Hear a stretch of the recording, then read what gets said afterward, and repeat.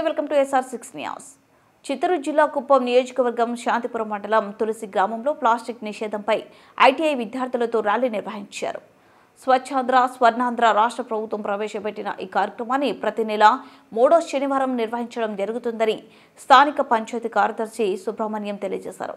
పచ్చదనం పరిశుభ్రతతో పాటు plastic నిషేధించాలంటూ ITI కళాశాల విద్యార్థులు రోడ్డుపై ర్యాలీ నిర్వహించారు.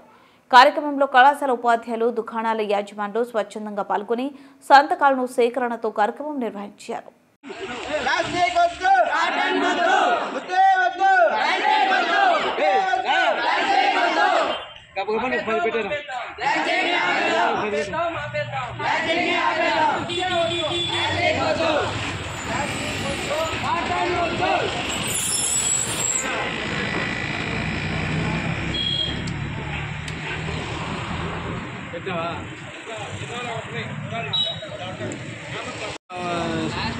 ఈరోజు ఈ స్వచ్ఛాంధ్ర స్వర్ణాంధ్ర ప్రతి నెల 3వ శనివారం జరుపుకోవడం జరుగుతుంది. ఇందులో భాగంగా ఈరోజు మనకి ప్రత్యేకంగా సింగిల్ యూజ్ ప్లాస్టిక్ నిషేధమైన ప్రోగ్రామ్ని ఇవ్వడం జరిగింది. దీంట్లో భాగంగా మనము స్థానిక ITI కళాశాల విద్యార్థులు, ఉపాధ్యాయులతో కలిసి భారీగా సింగిల్ యూజ్ ప్లాస్టిక్ నిషేధం పైన సంతకాల సేకరణ ఈ అభివృద్ధి రోడ్లో చేయడం జరుగుతోంది.